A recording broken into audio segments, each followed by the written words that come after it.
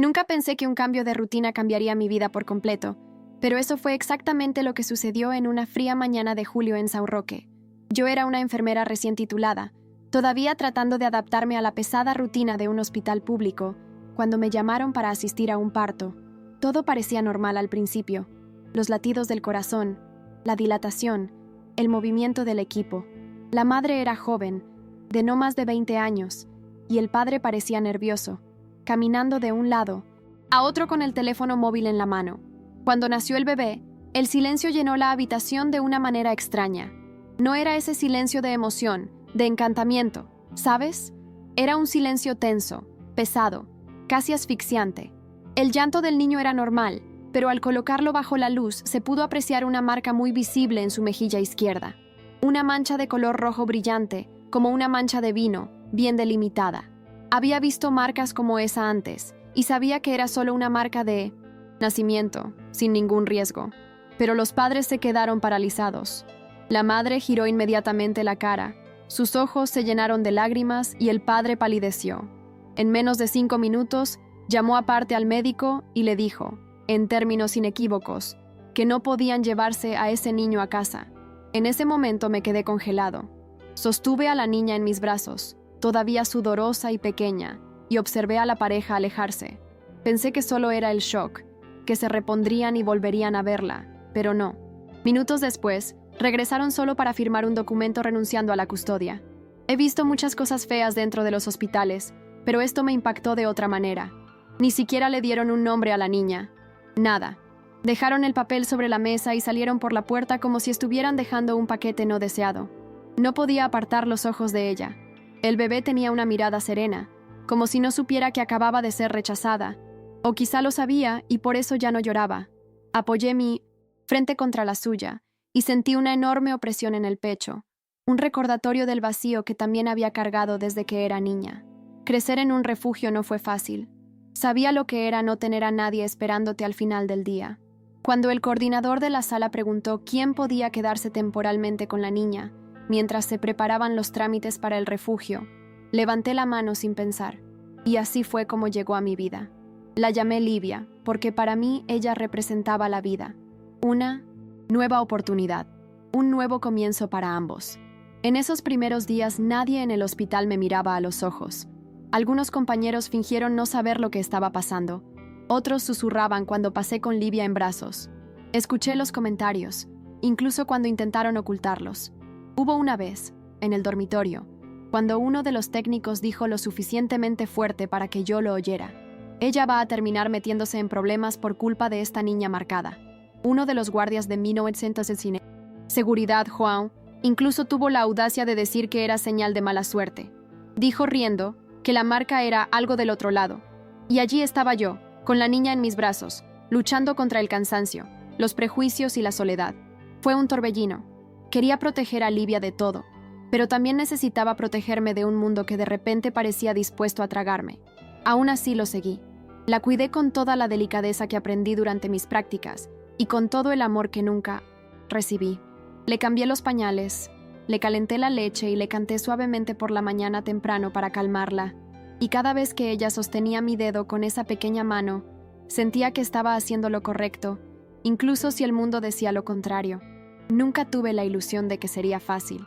Cuando asumí la responsabilidad de Livia, pensé que sería cuestión de semanas hasta que encontraran una familia dispuesta a adoptarla. Pero pasaron los días, luego las semanas, y nadie aparecía. La trabajadora social incluso comentó que su caso era delicado por la marca y las repercusiones que ya empezaba a tener. Un periódico local se enteró de la historia y publicó un repugnante artículo con el título «El bebé con la marca maldita, el drama de una familia». Sin empatía, solo sensacionalismo barato. Después de eso, las cosas fueron cuesta abajo. Las redes sociales empezaron a aparecer con comentarios crueles, gente que decía que lo hacía para llamar la atención, que debía tener algo malo como para encariñarme con un niño maldito. Me destrozó por dentro, pero traté de no dejarlo notar. Seguí yendo a trabajar, llevando a Livia conmigo porque no tenía dónde dejarla, tratando de mantener la cabeza en alto. Pero la verdad es que lloré escondida en el baño, de madrugada, con miedo de no poder soportarlo. Pero cada vez que la miraba durmiendo pacíficamente, el mundo volvía a tener sentido. Recuerdo una noche concreta, de esas que nunca se olvidan. El hospital estaba más vacío de 1920, lo habitual, y yo estaba sentada en un banco del pasillo, con Livia en mi regazo, intentando hacerla dormir después de un cólico. Las luces eran tenues y el único sonido era el eco de mis suaves pasos de ida y vuelta. Fue entonces cuando apareció el doctor Rafael. Él fue el obstetra que trajo al mundo a Livia. Él siempre estaba más tranquilo, más serio, pero esa noche se detuvo, se sentó a mi lado y se quedó en silencio unos minutos, solo mirando al bebé. Luego dijo algo que nunca se me ha borrado de la mente. Cuando nací, también tenía una marca. Mi abuela decía que era el beso de un ángel. No respondí de inmediato, pero mis ojos se llenaron de lágrimas. Por primera vez, alguien vio a Livia como yo la vi, no como una carga, sino como un regalo. Rafael comenzó a ayudar, al principio con discreción, con exámenes, con documentos. Poco a poco se convirtió en mi único aliado allí, no porque quisiera ser visto, sino porque entendió que su marca era solo piel. Lo que realmente dolía estaba en los ojos de la gente, pero el mundo exterior era aún más cruel. Después del artículo en el periódico, algunas personas curiosas comenzaron a aparecer en el hospital. Había gente que venía solo a ver el bebé de la marca. Otros vinieron con preguntas disfrazadas de preocupación, queriendo saber si ella era realmente normal. Incluso hubo una mujer que intentó tocar a la niña sin permiso, diciendo que quería sentir la energía. Estuve alerta todo el tiempo, y eso me consumió. Ya estaba agotada por los largos turnos, las noches sin dormir, y ahora tenía que lidiar con el acoso público. Una vez, volví de comer y encontré a Livia con la manta toda al revés en la cuna de la sala. Alguien la había manipulado. Entré en pánico. Empecé a desconfiar de todos. Pedí al hospital que la mantuvieran en una habitación separada, pero se negaron. Dijeron que no podían hacer excepciones. Y cada vez que pedía ayuda, era como si mi voz se hiciera más baja. Estaba empezando a comprender que el problema no era la marca de Livia, sino lo que la gente proyectaba sobre ella. Miedo, prejuicio, ignorancia. Y yo, habiendo decidido quedarme a su lado, terminé absorbiendo todo esto sola. Los días comenzaron a convertirse en semanas, y yo me sentía cada vez más como un muro entre Livia y el mundo. Y no era una figura retórica. Literalmente me puse en el medio, bloqueando miradas, comentarios, e incluso compañeros que sentían que tenían derecho a juzgarme. Empecé a darme cuenta de que mi decisión de cuidarla se había convertido en una especie de provocación silenciosa. Era como si la simple presencia de ese niño, con esa marca en el rostro, expusiera los prejuicios que todos preferían ocultar. Y eso me molestó. Fue tan molesto que empezaron a pedirme que no apareciera tanto con ella en los pasillos. Dijeron que había pacientes quejándose. Un día, la jefa de enfermería me llamó y me dijo que, aunque admiraba mi dedicación, era mejor no involucrarme emocionalmente. Respondí que ya era demasiado tarde. Yo ya estaba involucrado. Ya la amaba. Ella ya no era solo una niña que necesitaba cuidados. Ella era mi referente diario de fortaleza. Livia soportaba todo en silencio, con esos ojitos que me seguían por la habitación y esa forma de apretar mi blusa con sus deditos cuando dormía sobre mi pecho. Y eso me dio la fuerza para continuar, incluso cuando todo parecía en mi contra. La situación empezó a cambiar cuando una foto mía con Livia, tomada sin mi permiso, terminó en una página de chismes local. El título era repugnante. Enfermera se aferra a un bebé con cicatrices. ¿Necesidad o manipulación de imagen? Leí eso y me sentí mal del estómago. La imagen me mostraba sentada con ella en el jardín del hospital, en un raro momento de paz, y la convirtieron en un titular burlón. Fue entonces cuando me di cuenta de que lo que estaba enfrentando no era solo un rechazo, era un intento sistemático de silenciarme, para desacreditar mi vínculo con ella. Personas que ni siquiera conocía empezaron a hacer comentarios en las redes sociales, a burlarse de mí, a cuestionar mi cordura y a llamarme gorrón. Incluso me paró en la calle una mujer que me dijo, sin ningún pudor, que debía entregar a la niña antes de que pasaran cosas malas. Eso me conmovió de manera profunda. Empecé a tener miedo de salir de casa con Livia. Incluso empecé a evitar el supermercado o la farmacia. La sensación era que me estaban observando todo el tiempo. Pero aunque tenía miedo, nunca pensé en renunciar a ella. Porque por más loco que fuera el mundo, lo que yo sentía por esa chica era real. Eso fue lo que me mantuvo en marcha. Fue en esta etapa cuando Rafael realmente empezó a acercarse. Él ya estaba ayudando entre bastidores, organizando informes, asegurándose de que Livia tuviera sus exámenes al día, calmando los ánimos cuando alguien venía a presionarme. Pero ahora era diferente. Un día apareció con una carpeta fina y discreta y me llamó para hablar fuera del hospital. Dijo que había tenido acceso a los registros originales del bebé y que había cosas extrañas. Muy extraño. Los nombres de los padres en el documento de nacimiento eran diferentes a los que figuraban en los registros del hospital. Es más, la madre biológica había desaparecido del sistema, como si nunca hubiera existido. Rafael estaba visiblemente incómodo, pero me dijo que había una familia influyente involucrada, gente con conexiones en la política local y un historial de escándalos silenciados. Fue entonces cuando lo comprendí.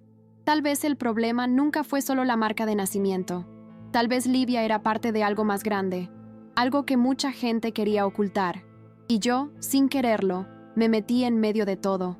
La sensación era como entrar en un laberinto, donde cada descubrimiento traía más preguntas que respuestas. Pero retirarse ya no era una opción. Poco después de esta conversación con Rafael, una mujer apareció en mi puerta. Bien vestida, con la mirada fría en los ojos, se presentó como Sonia, asistente de la abuela materna de Livia. Ella fue directa. La familia estaba dispuesta a resolverlo todo si yo aceptaba entregar al niño. Ella realmente usó esa palabra, entregar, como si fuera un paquete. Dijo que podría recibir una buena compensación, suficiente dinero para cambiar mi vida. Todo esto, por supuesto, bajo condición de absoluto silencio. Juro que por un segundo quedé en shock, sin saber si eso era real. Quise gritar, pero me controlé. Dije claramente que Livia no era una mercancía y que yo no estaba en venta. La mujer me dejó una tarjeta y se fue como si nada hubiera pasado. Pero esa visita me afectó. No por el dinero, ese nunca fue el objetivo, sino porque ahora estaba seguro. Había gente importante intentando borrar a este niño del mundo. Y yo, una enfermera sin apellido, estaba interponiéndome en sus planes. Fue entonces cuando mi miedo se convirtió en furia. Sabía que necesitaba prepararme. Ya no era solo una cuestión de cuidados. Fue una guerra. Y yo estaba listo para luchar. Las amenazas no cesaron después de esa visita. Por el contrario, empezaron a ser más directos. Una noche, recibí una llamada anónima. La voz era masculina, lenta, sin emoción. Dijo: «Tienes algo que no te pertenece. Tienes 3 días para arreglarlo». Y colgó. Así de simple. Sin duda alguna, fue una amenaza. Mi cuerpo se congeló. Cerré todas las ventanas, revisé las cerraduras de las puertas y dormí con el móvil en la mano. Comencé a dejar una luz encendida en el pasillo, algo que nunca había hecho antes. Y aún así, sentí como si me estuvieran observando. Al día siguiente, la cámara de seguridad de mi puerta se apagó. Y lo peor, encontré la puerta entreabierta y una nota dejada en la mesa de la sala. Solo 3 palabras. La próxima vez, no. Eso me quitó el suelo debajo de mis pies. Estaba temblando. No sabía si llamar a la policía, huir o avisar al hospital. Pero en el fondo yo ya lo sabía. Allí nadie iba a ayudarme. Solo Rafael. Le envié un mensaje, sin decir mucho, y en menos de 1 hora estaba en mi casa.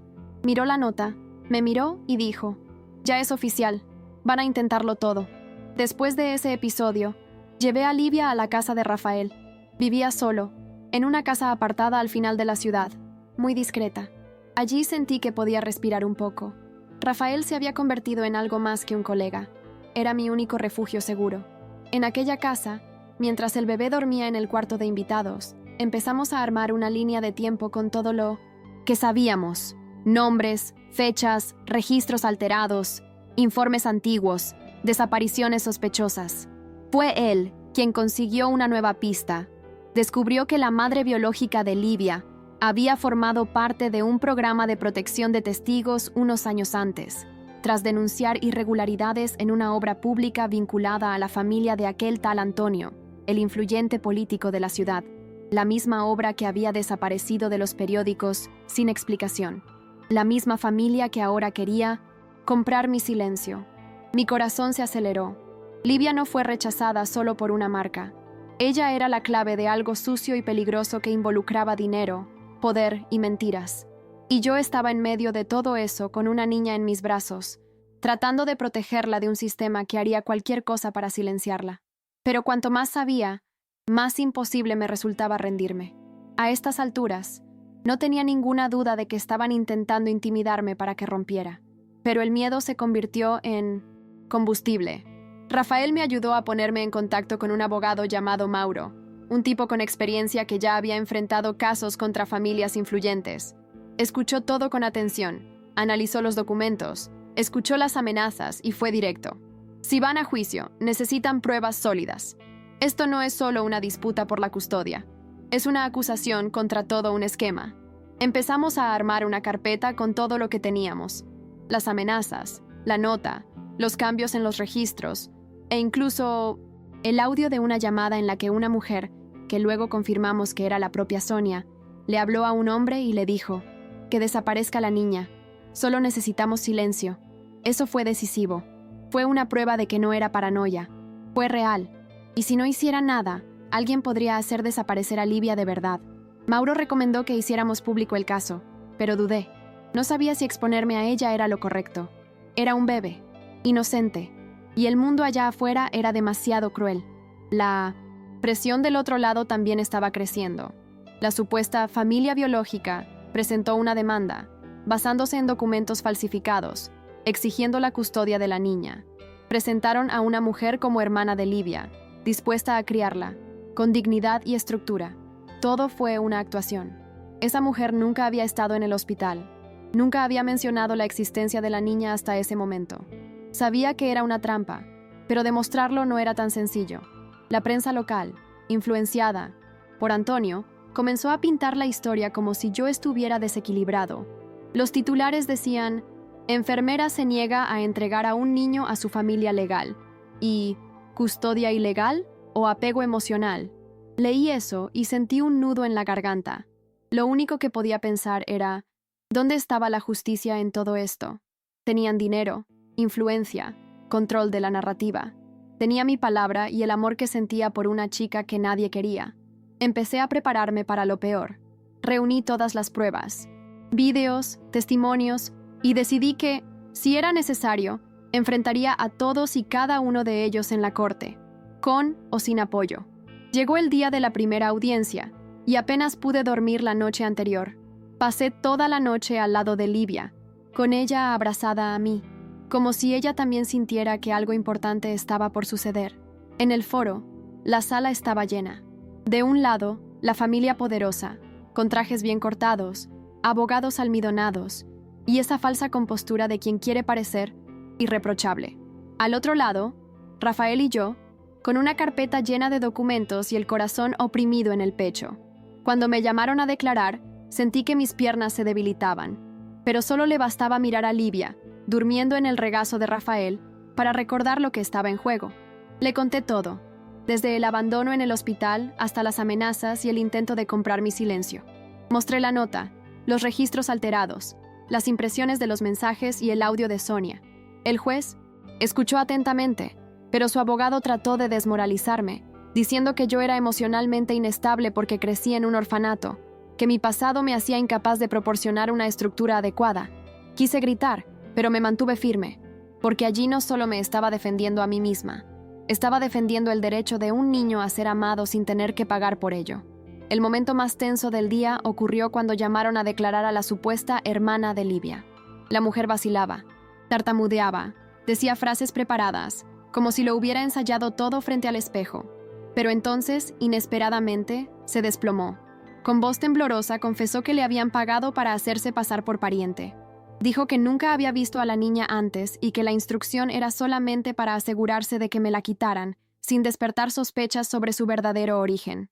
La sala estalló en murmullos.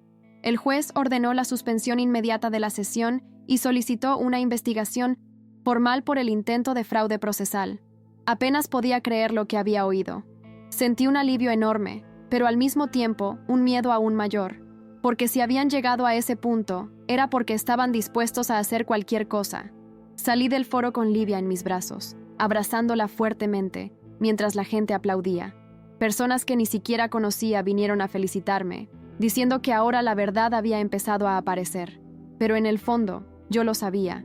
Esto estaba lejos de Terminar. Fue solo el comienzo de la siguiente fase. Después de esa audiencia, la exposición aumentó. La historia tomó proporciones que nunca imaginé. Pasé del anonimato a convertirme en titular en sitios web, grupos de redes sociales e incluso en portales más grandes. Algunos me llamaron heroína, otros me acusaron de oportunista, como si hubiera planeado todo desde el principio para ganar visibilidad. Comenzaron a hurgar en mi vida. Fotos antiguas mías en fiestas, momentos aleatorios de la universidad. Todo fue sacado de contexto para intentar desmoralizarme. Un artículo anónimo insinuó que tenía problemas emocionales debido a mi pasado en un refugio. Otro dijo que Rafael y yo tuvimos un romance arreglado para encubrir intereses oscuros. Era como si quisieran convertir una historia de amor y protección en una telenovela barata. Y en medio de todo, Livia. Inocente, pequeña, riendo con los dientes saliendo, aprendiendo a gatear sin saber que su vida ya era motivo de disputa, odio y mentiras. Hubo una noche en que tuvo fiebre y yo estaba desesperado, pensando que era algún tipo de castigo, algún reflejo del caos que nos rodeaba. Pero ella mejoró, como siempre, como quien resiste sin saber siquiera que lucha. Fue entonces cuando tomé la decisión que lo cambió todo: crear un canal de YouTube, no para promocionarme, ni para cerrar el trato, como dijeron algunos, sino para registrar momentos reales con Livia, para mostrar que lo que teníamos era verdadero, sencillo y humano.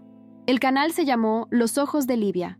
Ella publicó videos cortos de ella tocando, aprendiendo a hablar, llamándome mamá, riendo con Rafael, sin filtro, sin guión, solo nosotros siendo nosotros. Y de alguna manera eso conmovió a la gente. El canal comenzó a crecer, y con él, el apoyo. Mensajes de madres solteras, de mujeres que fueron juzgadas por adoptar, de niños que crecieron sin familia. Poco a poco, la narrativa comenzó a cambiar. La gente empezó a ver a la chica de la marca no como un bicho raro, sino como un símbolo de fuerza. Era como si cada video dijera: está viva, es amada, y digan lo que digan, sigue aquí. Esta exposición me asustó, por supuesto, pero también trajo algo que hasta entonces no había sentido: apoyo, gente de fuera dándome voz. Y eso, en ese momento, fue casi como volver a respirar. Pero como era de esperar, este pequeño alivio no duró mucho. La familia de Antonio, ahora oficialmente bajo investigación, ha intensificado sus ataques. Los abogados presentaron una nueva demanda, alegando negligencia de mi parte al exponer a un menor en las redes sociales. Utilizaron extractos de los vídeos, sacados de contexto, como si fueran una prueba de que estaba explotando la imagen de Livia. El juez, bajo presión, autorizó una medida cautelar. Y en uno de los días más duros de mi vida, alguien llamó a mi puerta con una orden judicial. Me prohibían estar con mi hija. Todo sucedió tan rápido que parecía una pesadilla. Una trabajadora social se llevó a Minnesota Stamp Livia mientras ella todavía tenía mi dedo fuertemente agarrado. Intenté explicarlo, suplicar, pero no sirvió de nada. Cerraron la puerta y me dejaron allí, arrodillada en el suelo, con la ropa que llevaba desde el día anterior, el pelo atado de cualquier manera y un silencio que me asfixiaba. El vacío en aquella casa fue inmediato. La cuna, los juguetes, el olor de su champú aún en el aire, y ningún sonido, ni siquiera llorando, ni siquiera reír, solo un agujero abierto dentro de mí. Esa misma noche, me senté en el suelo de la sala con los ojos ardiendo y la garganta apretada. Rafael llegó con comida, pero no pude tocarla. Acabo de llorar. No fue un llanto bonito de telenovela. Fue feo, con sollozos, con rabia, con desesperación. Pero en medio de todo esto, recordé una frase que decía mi madre del albergue: quienes callan ante la injusticia también son parte de ella. Me levanté, me lavé la cara y llamé a Mauro. Dijo que no lo aceptaría, que íbamos a darle la vuelta a este partido. Y así comenzamos una nueva ofensiva. Reunimos todo: pruebas de que los vídeos no tenían intención comercial, testimonios de personas cercanas a la persona, informes médicos del seguimiento de Livia, incluso informes de ex empleados de la familia de Antonio que estaban dispuestos a hablar.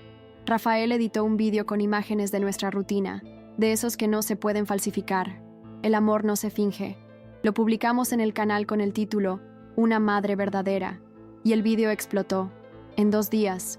Hubo miles de visitas, comentarios de apoyo, gente indignada por lo que hicieron.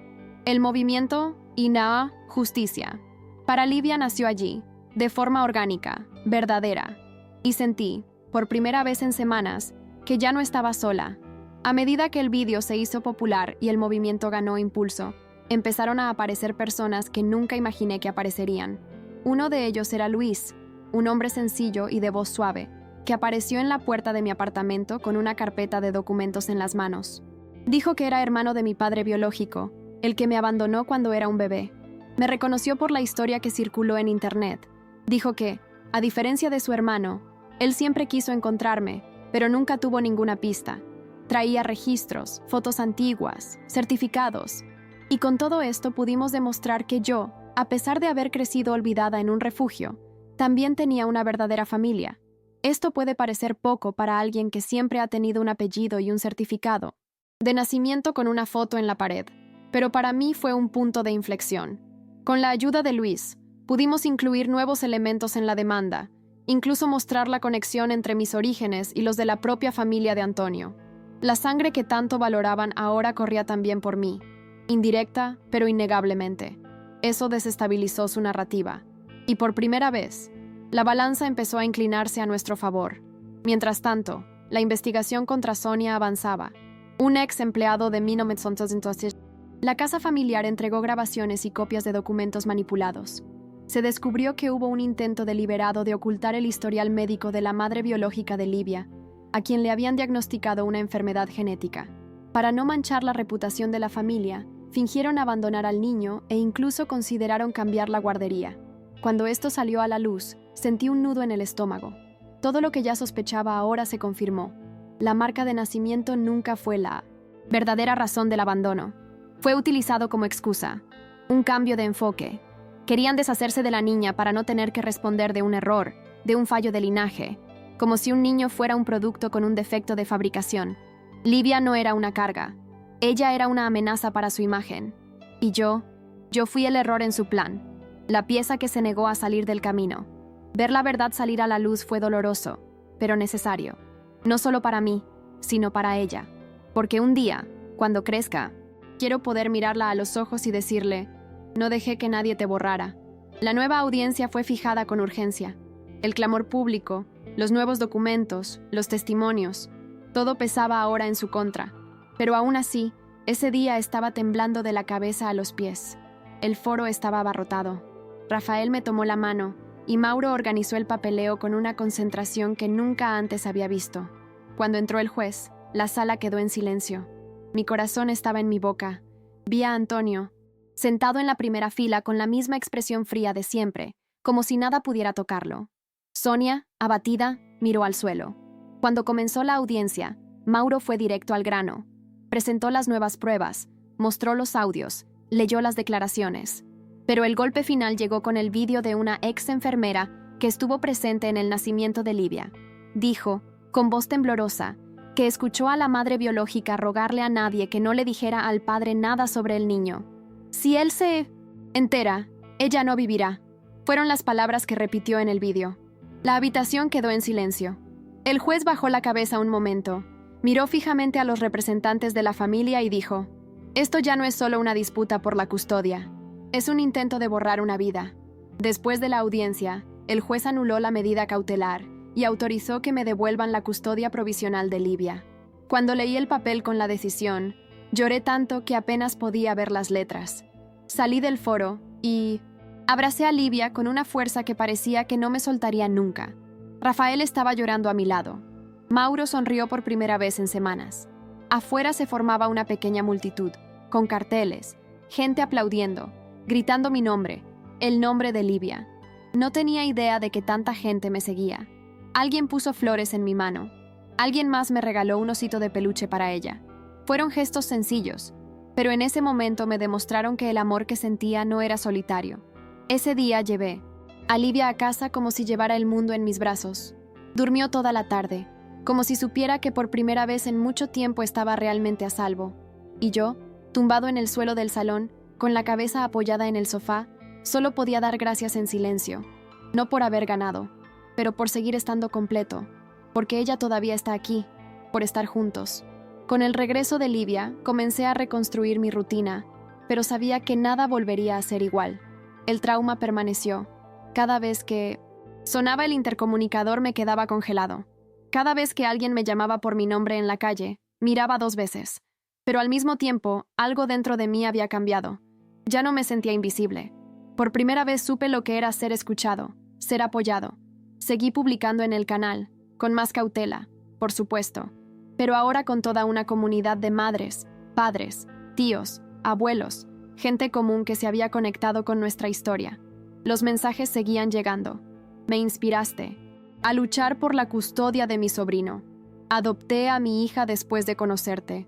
Nunca pensé que una marca pudiera ocultar tanta luz. Fue surrealista. De un rechazo nació una cadena de amor.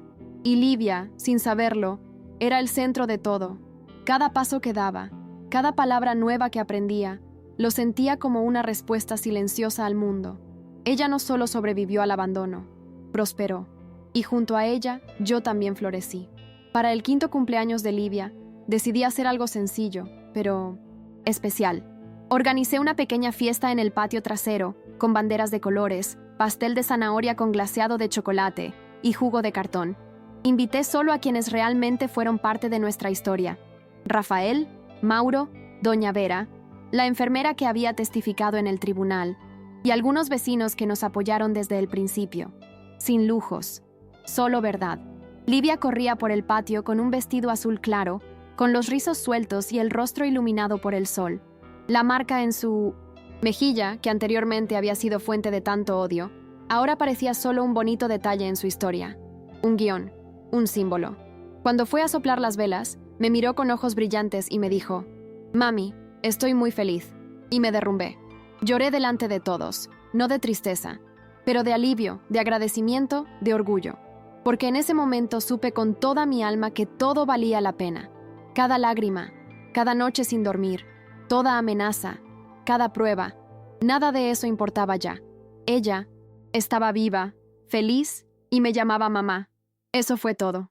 Después de la fiesta, cuando ya todos se habían ido y lo único que quedaba eran los globos desinflados y los vasos esparcidos por el suelo, me senté en el escalón de la cocina y miré a Livia dormir en el sofá. Se había desmayado de tanto correr, con la cara presionada contra la almohada y una leve mancha de glaseado en la mejilla. Sonreí solo. No porque todo se hubiera resuelto perfectamente. Todavía había casos pendientes, rumores circulando y algún que otro mensaje indirecto malicioso aquí y allá. Pero porque en ese silencio, en esa paz que invadió mi hogar, entendí que la superación no es el final de una historia, es el comienzo de uno nuevo. Aquella niña que nadie quería, aquel bebé que fue abandonado en una sala de partos como si fuera un error, ahora era el centro de mi mundo. Y yo, que pasé años pensando que era una huérfana más perdida en la vida, descubrí que podía ser madre, que pudiera amar y ser amado a cambio. La marca que llevábamos no era visible, fue la resistencia, el coraje de no rendirnos, incluso cuando parecía que todo estaba en nuestra contra. Pasó el tiempo y, poco a poco, el polvo se asentó. Los titulares desaparecieron, los escándalos políticos fueron reemplazados por otros más recientes y la ciudad siguió adelante. Pero nuestra historia continúa. Mucha gente todavía me para en la calle para preguntarme por Livia, para saber cómo está. Y siempre respondo con el mayor orgullo: es hermosa y llena de vida. Rafael sigue siendo parte de nuestra vida diaria, ni como salvador, ni como protagonista, pero como alguien que eligió quedarse. Un día me dijo: no solo salvaste a Livia, me salvaste a mí también. Y entendí que el dolor une a las personas de una manera que ninguna otra cosa puede hacerlo. Hoy, cuando miro hacia atrás, veo todo como una secuencia de absurdos que, por alguna razón, tenían sentido. Y cuando miro hacia adelante, veo un futuro donde Livia crecerá sabiendo que fue deseada, protegida y, sobre todo, amada. Quizás nunca comprenderá del todo a qué nos enfrentamos, pero todo está bien, porque lo más importante no es lo que recordará, sino lo que sentirá cada día: seguridad, cariño y verdad. Hay días en los que todavía me encuentro pensando en todo lo que pasó y me pregunto cómo lo afronté. Cómo una enfermera común y corriente, sin apellido importante, sin dinero, sin apoyo institucional, logró enfrentarse a todo un sistema, a una familia poderosa, a la opinión pública e incluso a sus propias dudas. Y la respuesta siempre llega de la misma manera, mirando a Livia. Está en la forma en que me abraza de la nada, en la sonrisa torcida cuando logra hacer algo sola, en el brillo de sus ojos cuando descubre una nueva palabra. Ahí es donde reside la fuerza. No vino de mí, vino de ella, de ambos. Yo solo era el canal, la vuelta, el escudo, y lo haría todo otra vez, uno de cada dos. Incluso las noches de terror, los días de incertidumbre, las humillaciones. Porque nada en el mundo se compara con la sensación de ver a un niño crecer sabiendo que es amado, y más aún, crecer libre del miedo al olvido. Hoy, la marca en el rostro de Livia ya no define quién es ella, así como mi historia de abandono no define quién soy. Somos más que cicatrices. Somos elección. Si alguien me preguntara cómo termina esta historia, diría que no termina, porque lo que empezó allí, en aquella sala de partos, con un llanto frágil y un abandono brutal, todavía resuena. En mí, en él, en aquellos que nos escuchan. Y si hay algo que he aprendido, es que a veces las cosas más importantes de la vida no tienen sentido de inmediato. Simplemente ocurren. Como si el universo te hubiera lanzado en medio de un huracán y te hubiera dicho: siéntate, escucha, siente y sobrevive. Eso fue lo que hice, lo que hicimos. Y lo más curioso es que todo empezó gracias a una marca. Algo que debería ser un signo de vergüenza se ha convertido en nuestro mayor símbolo de resistencia. No sé cómo explicarlo todo. No sé por qué me pasó a mí, pero lo que sé es que, a pesar de todo, hoy soy feliz, llena, con los dolores y las victorias. Y cada vez que escucho a Livia llamarme mamá, incluso después de un día difícil, sonrío, porque nada de esto fue en vano. Y si alguien todavía piensa que el amor verdadero debe venir de la sangre, es porque nunca ha sabido lo que existe entre nosotros dos.